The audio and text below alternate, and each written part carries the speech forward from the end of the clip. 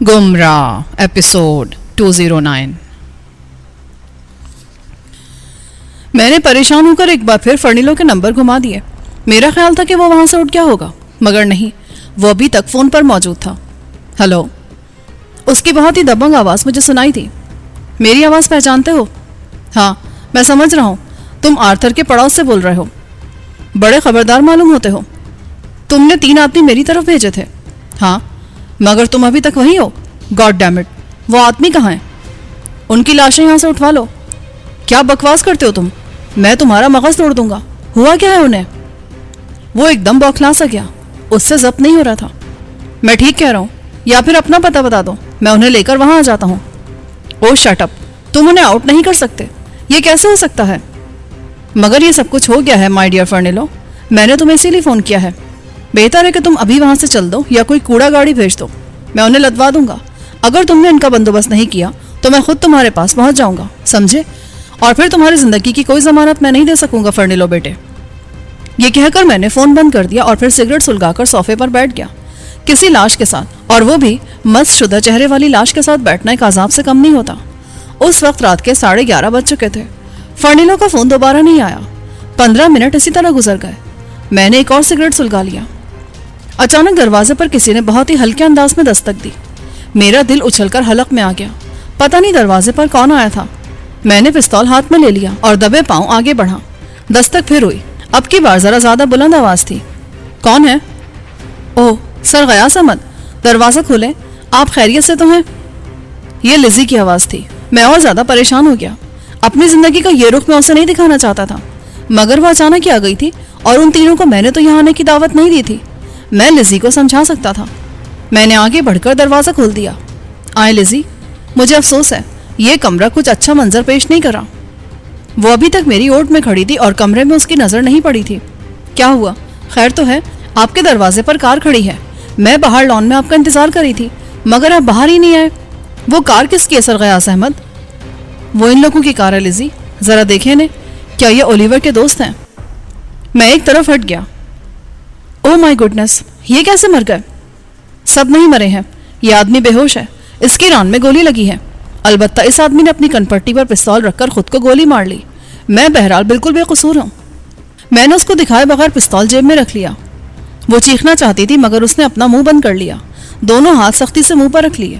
اس کی آنکھوں میں دہشت اتر آئی تھی۔ ایسا منظر اس نے شاید زندگی میں پہلی بار دیکھا تھا۔ اس سے وہ سب کچھ برداشت نہیں ہو رہا تھا۔ دیکھتے ہی دیکھتے اس کا رنگ پیلا ہونے لگا۔ میں نے گولی کی آواز تو سنی تھی، مگر یہ نہیں سمجھ سکی تھی کہ وہ آپ کے کمرے سے آئی ہے۔ آخر یہ لوگ ہیں کون؟ میں نے بالکل نہیں جانتا، یہ اچانک ہی آئے۔ جیسے ہی میں نے دروازہ کھولا، انہوں نے مجھ پر پستول تان لیے۔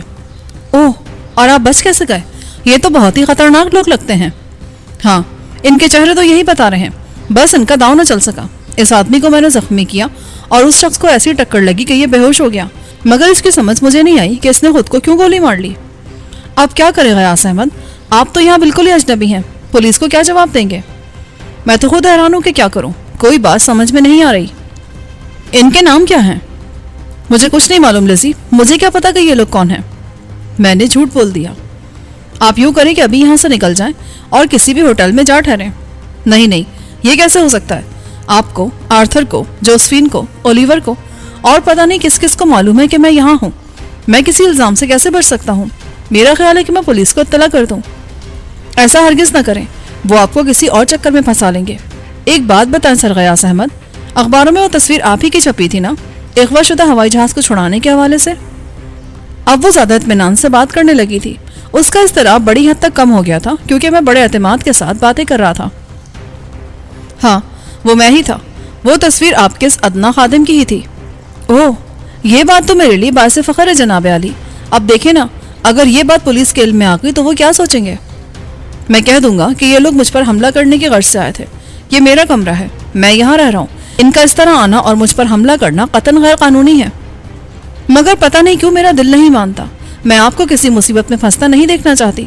باخدا میں بڑی دیر سے لان میں آپ کا انتظار کر رہی تھی۔ روزی نے بچے سنبھال لیے تھے، پاپا ابھی تک اسپتال سے واپس نہیں آئے۔ ان کا فون آیا تھا، کہتے تھے کہ مدر کا ہاتھ کاٹ دیا گیا ہے۔ چلیں، آپ کی دعا قبول ہوئی۔ پتہ نہیں کیوں میں خود کو مجرم سمجھ رہی ہوں۔ دراصل وہ پھندا جھاڑیوں میں نے ہی کھول کر رکھ دیا تھا تاکہ دونوں بلے اس میں پھنس جائیں۔ مگر مجھے کیا پتا تھا کہ جوزفین وہیں ہاتھ مار دے گی. اسے لان میں کام کرنے کا بہت شوق تھا. بیچاری میری وجہ سے اپنے ہاتھ سے محروم ہو گئی. ساری عمر وہ مجھے کوستی رہے گی. اوہ تو یہ بات ہے. آرتھر ٹھیک ہی کہتا تھا کہ یہ سارا قصور آپ کا ہی ہے. اس نے آپ کو بے وجہ تو نہیں مارا ہے کہ نہیں؟ وہ تو ٹھیک ہے سر غیاث احمد، مگر میری یہ نیت نہیں تھی. میں جوزفین کو کوئی نقصان نہیں پہنچانا چاہتی تھی. چلے کوئی بات نہیں، اسے محض ایک حادثہ سمجھیں اور بھول جائیں. ویسے آپ کے پاپا نے میرے بارے میں کچھ کہا کہ نہیں؟ جی نہیں، مگر وہ بہت زیادہ غصے میں تھے. دیکھیں صبح کیا کہتے ہیں. کچھ نہیں ہوگا، آپ بے فکر رہیں، میں سب کچھ سنبھال لوں گا. مسئلہ اب یہ ہے کہ ان لوگوں کا کیا کروں. ابھی میں یہ بات کہہ ہی رہا تھا کہ کھلے دروازے میں سے اچانک 2 آدمی آندھی طوفان کی طرح اندر آ گئے. اس وقت لزی میرے عقب میں تھی. اسے میں نے فوراً ہی اپنی اوٹ میں لے لیا. اوہ یہ تینوں تو ختم ہو چکے ہیں. بائی گاڈ میں زندہ نہیں چھوڑوں گا تمہیں. یہ کہتے ہوئے اس نے مجھ پر گولی چلا دی. دونوں کے ہاتھوں میں پستول تھے مگر وہ گولی اندر ہی دب کر رہ گئی. دوسرے کا پستول بھی جام ہو گیا. میں لزی کو اوٹ میں لے کر عقبی کمرے کی طرف بڑھا اور ان کی گولی کے جواب میں نے بھی گولی چلا دی. گولی چلی تو صحیح اور وہ پہلے آدمی کے سینے میں لگ بھی گئی مگر وہ ٹس سے مس نہیں ہوا. دوسری گولی میں نے اس کے ساتھی کی طرف چلائی مگر اس پر بھی قطعاً کوئی اثر نہ ہوا. اس وقت تک میں لزی کو عقبی کمرے میں دھکیل چکا تھا. اس نے جاتے ہی دروازہ اندر سے بند کر لیا. اب میں ان سے نمٹنے کے لیے بالکل آزاد تھا. میں نے اپنا نشانہ بدلا. میری تیسری گولی پہلے آدمی کے سینے میں ہنسلی سے ذرا نیچے لگی مگر وہ سامنے کھڑا بڑے طنزیہ انداز پہ مسکراتا رہا. اسی اثنا میں دوسرے آدمی نے نیچے جھک کر ایک عجیب سا گولا جیب سے نکالا اور جب وہ گولا اس نے میری طرف پھینکا تو میں پاگل ہو گیا.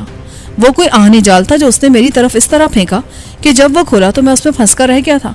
کاش میں نے عقبی کمرے کی دیوار نہ چھوڑی ہوتی، پھر شاید میں اس کو ہاتھوں پر روک لیتا. مگر اس سے پہلے کہ میں سنبھلتا اس آہنی جال سے لگی ڈوری کو اس شخص نے ایک دم کھینچ لیا جس کا نتیجہ یہ نکلا کہ میں اس میں قطعی طور پر بند ہو کر رہ گیا.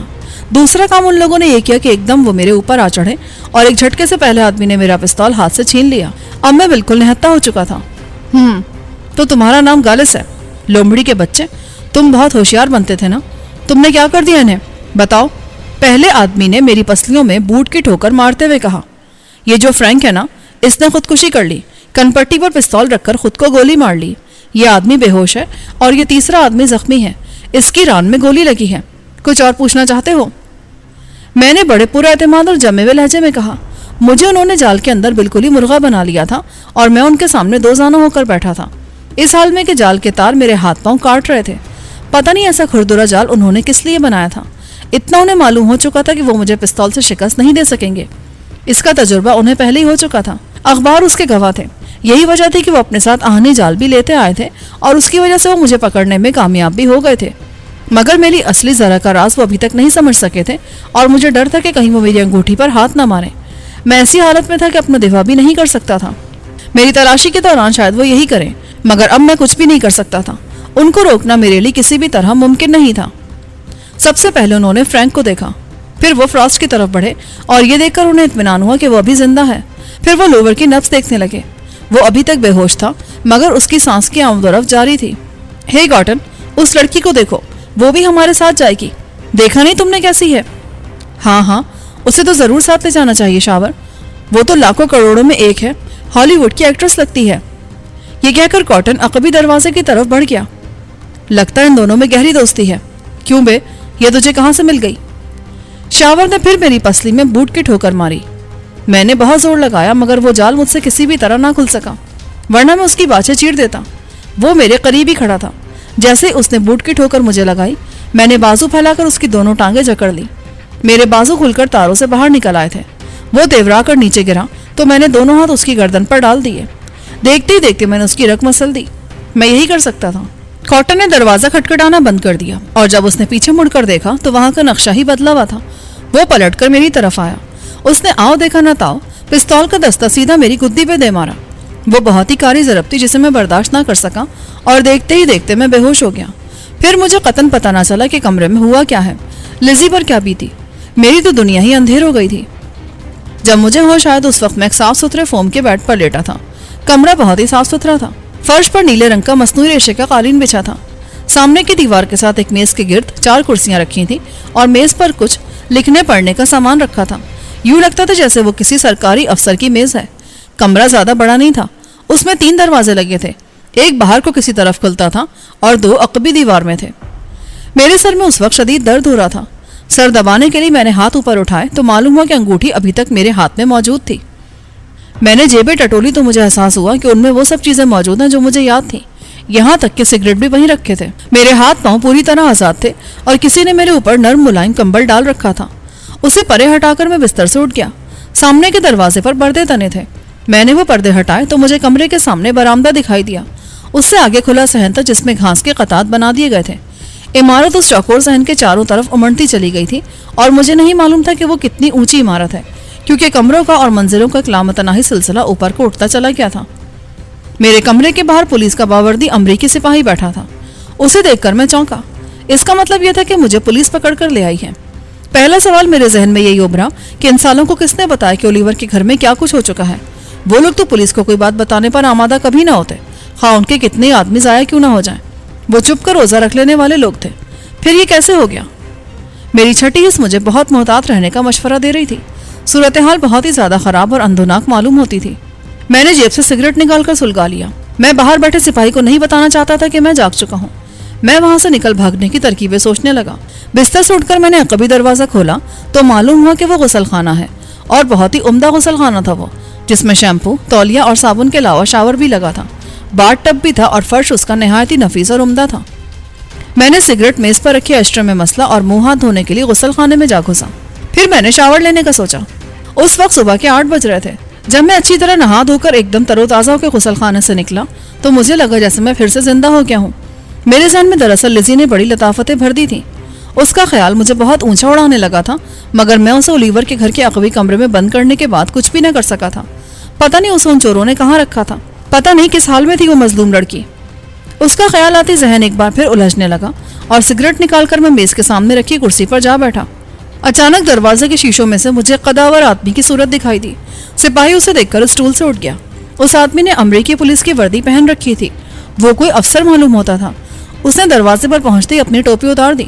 اس کا پستول وردی کے ساتھ بہت سجتا تھا. بڑے ہی سڈول جسم کا آدمی تھا وہ.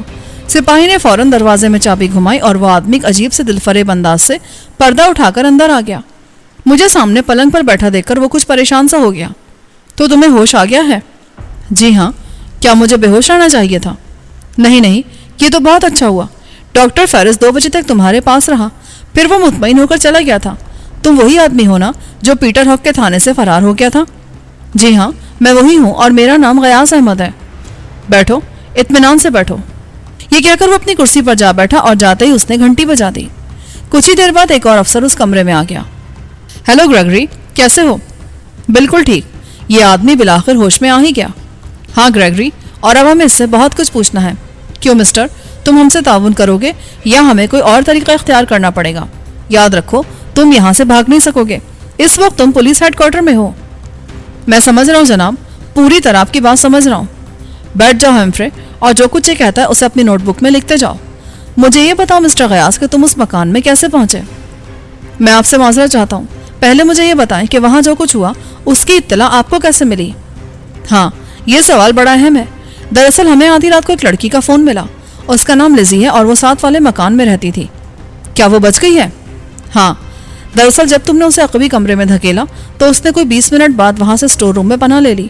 اس اسٹور روم میں الماری کے پیچھے ایک دروازہ ہے. اس نے وہ دروازہ کسی نہ کسی طرح کھلوا لیا. اس کی ملازمہ روزی نے اس کی دستک سن لی تھی. دراصل وہ ایک ہی مکان ہے جس کو 2 حصوں میں تقسیم کر دیا گیا ہے. اپنے گھر پہنچتے اس نے پولیس ہیڈ کوارٹر فون کر دیا. اطلاع ملتے ہی ہم فوراً اس مکان تک جا پہنچے. اس وقت تم جال کے اندر بالکل بے ہوش پڑے تھے اور وہ آدمی تم سب کو اٹھا کر باری باری گاڑی میں لاد رہا تھا. اس نے سب سے پہلے فرینک کو لادا تھا. ابھی وہ فراسٹ کو اٹھا ہی رہا تھا کہ ہم اندر جا پہنچے. فراسٹ, لوور اور شاور بے ہوش پڑے تھے. انہیں ہم نے طبی امداد فراہم کی. اب وہ دوسرے کمرے میں بند ہے. مگر سوال یہ کہ تم سے انہیں کیا دشمنی ہے؟ کیا چاہتے تھے وہ تم سے؟ یہ کہہ کر اس نے سگار کا ڈبہ سامنے رکھا اور ایک ایک سگار ہیمفرے کو اور مجھے پیش کیا. بے فکر ہو کر بات کرو. اگر تم ہمیں صحیح بات بتا دو گے تو میں وعدہ کرتا ہوں کہ ہم تمہارے ساتھ پورا تعاون کریں گے. ہمیں بتاؤ کہ یہ قصہ کیا ہے. سب سے زیادہ خوفناک بات ہے کہ انہی لوگوں میں سے کسی نے پیٹر ہاک کو قتل کر دیا ہے, مگر ابھی تک ہم اس راز کو سمجھ نہیں سکے. ہمارے پاس کسی کے خلاف کوئی ثبوت نہیں ہے. تب میں نے محسوس کیا کہ اب وہ وقت آ گیا ہے کہ میں ان کو ساری حقیقت سے آگاہ کر دوں. مجھے اب کسی سے کوئی ہمدردی نہیں رہ گئی تھی, مگر پھر بھی میں یہ ضرور چاہتا تھا کہ دھمن اور عالیہ کا نام کسی جگہ نہ لوں. کہ اس عالیہ نے مجھے ایک ایسی بیش بہا انگوٹھی عطا کی تھی جو بار بار مجھے موت کے منہ سے بچا لیتی تھی۔ ایک وجہ یہ بھی تھی کہ وہ دونوں میرے مجرم تھے، ان سے مجھے اپنا پرانا حساب کتاب کرنا تھا۔ وہی تو تھے جنہوں نے میری زندگی کو اس ڈگر پر ڈالا تھا، اور میں راہ سے بھٹک کر، اپنوں سے ٹوٹ کر یوں در بدر پھر رہا تھا۔ لیکن سوال یہ تھا کہ ان کے نام لیے بغیر میری کہانی کیسے مکمل ہوگی، اور اس پر کون اعتبار کرے گا؟ دیکھیے جناب، میرا اصل نام سردار کریم نواز ہے۔ میں لاہور کا رہنے والا ہوں اور ایک پرامن شہری ہوں۔ وہاں ایک شخص رہتا ہے جس کا نام ولسن ہے۔ اس نے مجھے اغوا کیا۔ اس کے بعد اس نے میری ٹانگوں پر پلستر چڑھا کر اور مجھے شدید بیمار ظاہر کر کے کچھ دن پہلے ہوائی جہاز میں سوار کرایا اور سین فرانسسکو بھیج دیا۔ ظاہر یہ کیا کہ میں علاج کے لیے امریکہ جا رہا ہوں۔ میری ناف تک پٹیاں باندھی گئی تھیں اور مجھے انہوں نے ٹیکے لگا کر بے ہوش کر دیا تھا۔ بعد میں جب مجھے مکمل ہوش آیا تو میں کسی اسپتال کے بستر پر پڑا تھا۔ مجھے معلوم ہوا کہ وہ کوئی چیریٹی اسپتال ہے، غالباً اس کا نام اورینٹل چیریٹی ہاسپٹل تھا۔ وہاں ان لوگوں نے مجھے کوئی 15-20 دن رکھا، جس کے دوران وہ مجھے ہیروئن کا عادی بناتے رہے۔ وہاں ایک نیگرو تھا، سیزر نامی، وہ میری نگرانی کرتا رہا۔ ایک دن موقع پا کر میں وہاں سے فرار ہو گیا۔ بڑی دلچسپ کہانی ہے، تم نوٹ کر رہے ہو نا ہیمفرے؟ جی۔ پھر میں نے ان کو بعد کے تمام واقعات بلا کم و کاست بتا دیے، مگر میں نے کہیں بھی عالیہ اور دھمن کا ذکر نہیں کیا۔ مجھے نہیں معلوم کہ ہارٹن نے میری مدد کیوں کی۔ راستہ مجھے اس نے دکھایا تھا اور میں اس کی ہدایت پر فیلکن کی موٹر سائیکل لے کر تھانے سے بھاگ نکلا۔ جب میں ایک شرابی شوہر کی بیوی کے کہنے پر ایک کار میں سوار ہو کر سڑک پر نکلا تو مجھے اولیور اور سیزر نے اس کار سے نکال لیا اور اس عورت کو بے ہوش کر دیا۔ تو وہ عورت ٹھیک کہتی تھی ہیمفرے؟ اسے واقعی بے ہوش کر دیا گیا تھا؟ جی ہاں۔ جب میں اولیور کی کار میں سوار ہوا تو پتہ یہ چلا کہ وہ پیٹر ہاک کی لاش کو ٹھکانے لگانے کے لیے شہر سے باہر جا رہے ہیں، مگر معلوم ہوا کہ پیٹر ہاک ان کی ڈکی سے نکل کر فرار ہو چکا ہے۔ اسے ان لوگوں نے کسی جگہ گولی مار کر ڈکی میں ڈال دیا تھا۔ سیزر اور اولیور بہت پریشان ہوئے۔ کار کی خون آلود سیٹ نے انہیں اور زیادہ سراسیمہ کر رکھا تھا۔ بالآخر وہ مڑے اور اولیور کے مکان پر جا پہنچے۔ میں نے بعد کے تمام واقعات بھی اسے سنا دیے اور کہا، میں یہ سمجھتا ہوں کہ یہ سب کچھ اس شخص فرنیلو کے حکم سے کیا گیا ہے جس کا فون نمبر اولیور کی ڈائری میں لکھا ہے۔ وہ ڈائری ہم نے اپنے قبضے میں لے لی ہے، وہ نمبر بھی ہمیں معلوم ہو گیا ہے، مگر حیرت ہے کہ اب اس نمبر پر کوئی آدمی موجود نہیں ہے، بلکہ پتہ یہ چلا کہ وہ نمبر اس کی صحیح جگہ سے اٹھا کر کسی اور جگہ رکھ دیا گیا ہے اور وہ کسی فرانسس کے نام جاری ہوا تھا۔ اب نہ فرانسس کہیں نظر آتا ہے نہ فرنیلو، بلکہ فرنیلو نام کا تو کوئی آدمی شاید ہے ہی نہیں۔ مگر یہ بتاؤ کہ تم سے انہیں کیا دشمنی ہے؟ دراصل یہ ایک بہت بڑا ریکٹ ہے مسٹر گریگری، ہیروئن اسمگل کرنے والوں کا۔ وہ کروڑوں ڈالر کا کاروبار کرتے ہیں۔ بھارت، نیپال، پاکستان، افغانستان اور خدا جانے کہاں کہاں سے مال ان کے پاس پہنچتا ہے۔ فرنیلو کو یہ ڈر تھا کہ کہیں میں اصل بات پولیس کے گوش گزار نہ کر دوں، اسی لیے اس نے مجھے قتل کرنے کا حکم دیا، مگر وہ اس میں کامیاب نہ ہو سکا کہ خدا کو ابھی یہ بات منظور نہ تھی۔ ہاں، ورنہ تمہارے قتل میں تو کوئی شبہ باقی نہیں رہ گیا تھا۔ اس نے اپنے 5 بہترین آدمی تمہاری طرف بھیجے، مگر وہ خود کٹ کر رہ گئے۔ تمہیں بہرحال لزی کا شکریہ ادا کرنا چاہیے، ورنہ تم شاید زندہ نہیں بچ سکتے تھے۔ بہرحال ہمارا کام اب بہت آسان ہو گیا ہے، لیکن کوشش کے باوجود ہم کسی تھامسن کو گرفتار نہ کر سکے جسے اولیور کے کہنے کے مطابق تمہاری نگرانی پر مامور کیا گیا تھا۔ البتہ کیفلر کو ہم نے پکڑ لیا ہے، مگر وہ ایسا گھننا ہے کہ کچھ بولتا ہی نہیں۔ اب تم بتاؤ کہ ہم سے کیا چاہتے ہو؟ میں فوراً اپنے وطن واپس جانا چاہتا ہوں، مگر اس سے پہلے میں لیزی سے شادی کروں گا، وہ اس کے لیے آمادہ ہے۔ خیر، یہ تمہارا اپنا مسئلہ ہے، ہم اس میں کچھ نہیں کر سکتے۔ البتہ ہم تمہیں ابھی کو 1 مہینے تک یہاں سے نہیں جانے دیں گے۔ تم اولیور کے مکان میں ٹھہر سکتے ہو، تمہاری حفاظت کا ہم انتظام کر دیں گے، لیکن یہ بہت ضروری ہے کہ تم ان لوگوں کی گرفتاری میں ہماری مدد کرو، اور جب یہ معاملہ عدالت میں چلے تو تم وہاں ہماری مدد کرو۔ میں اس کے لیے تیار ہوں جناب۔ ایک سوال اس ڈرافٹ کا ہے جو تمہارے بریف کیس سے برآمد ہوا ہے، یہ تمہیں کس نے دیا تھا؟ یہ غالباً فرنیلو نے تیار کروایا تھا، مجھے اولیور نے دیا ہے۔ مگر اولیور تو تم سے بہت بعد میں ملا ہے، ہیمفرے نے پوچھا۔ اس سے پہلے تو میں نے ڈرافٹ کا ذکر کہیں نہیں کیا، مگر اس کی تاریخ تو کچھ اور ہی بتاتی ہے، یعنی ڈرافٹ تمہارے ہوائی جہاز میں سفر کرنے سے پہلے کی تاریخ بتاتا ہے۔ اگر یہ تمہیں دینا ہی تھا تو تمہارے سفر کرنے سے پہلے دیا جاتا، بعد میں اس کا کیا فائدہ؟ عین ممکن ہے وہ لوگ اسے میرے لاہور کے پتے پر بھیج دیتے۔ ہاں، یہ ہو سکتا ہے۔ بہرحال ابھی بہت سے سوالات ہیں جن کا ہمیں جواب نہیں مل رہا، ہم اس اسپتال بھی جائیں گے اور دوسرے شواہد بھی اکٹھے کریں گے۔ ہیمفرے نے کچھ سوچتے ہوئے کہا، کوئی ایسا شخص ہے جو تمہاری ضمانت دے سکے؟ گریگری نے پوچھا۔ جی نہیں، میں تو یہاں بالکل ہی اجنبی ہوں۔ ٹھیک ہے، اولیور کو ہم آج ہی گرفتار کر لیں گے، ہم نے گریگ ٹاؤن فون کر دیا ہے۔ بہرحال اب تم گھر جاؤ، کوئی ضرورت ہوئی تو ہم تمہیں بلوا لیں گے، مگر اپنا پتہ چھوڑے بغیر گھر سے کبھی غیر حاضر نہ رہنا، یہ بہت ضروری ہے۔ میں آپ کا شکر گزار ہوں مسٹر گریگری. تمہارے بیان کے مطابق ہم آج سیزر کو بھی پکڑ لیں گے. ان دونوں پر پیٹر ہاک کے قتل کا مقدمہ چلے گا. ایک سوال ہے مسٹر گیاس کہ آخر ان لوگوں کی گولیاں کیوں نہیں چلیں؟ کیسے ہر بار آپ ان کے پستولوں سے بچتے رہے؟ یہ بڑا ہی اہم سوال ہے. یہ ہیمفرے کی آواز تھی. وہ مجھے بہت ہی حیران پریشان نظروں سے دیکھ رہا تھا. کیا تم صبح اٹھ کر نہائے تھے؟ بہت تازہ دم لگ رہے ہو. ہیمفرے نے ایک دم میرے حلیے پر نظر ڈالتے ہوئے کہا. جی ہاں، یہ غلطی مجھ سے ہو چکی ہے. میں نے آپ کا غسل خانہ استعمال کیا تھا. وہ دونوں ہنس دیے. گریگری بولا، کوئی بات نہیں، تم نے غسل کر کے بہت اچھا کیا. اتنے سارے خون خرابے کے بعد نہا لینا اچھا ہوتا ہے. میرا خیال ہے تم نے ابھی ناشتہ بھی نہیں کیا ہوگا. جی نہیں، میں ابھی منگواتا ہوں. بہرحال اب یہ راز ہمیں بتا ہی دو کہ تم گولیوں سے کیسے محفوظ رہ جاتے ہو. یہ بات کسی عجوبے سے کم نہیں ہے. گریگری نے پہلو بدلتے ہوئے کہا. اس کی مروب کن مونچھیں پھڑک رہی تھیں. نتنے اس کے بہت ہی حساس تھے. حالانکہ وہ مردانہ وجاہت کا نمونہ تھا، پھر بھی جانے کیوں مجھے یہ احساس ہو رہا تھا کہ اس کے چہرے میں کچھ نسائیت ضرور پائی جاتی ہے جو اسے اور زیادہ دل فریب بناتی تھی. شاید وہ کسی دن اعلان کر دے کہ وہ عورت بن رہا ہے. شاید. پھر بھی وہ پولیس کے بہت اعلیٰ عہدے پر فائز تھا، اور ہیمفرے جس طرح اسے بلاتا تھا اس سے یہی معلوم ہوتا تھا کہ وہ گریگری کا بہت زیادہ احترام کرتا ہے.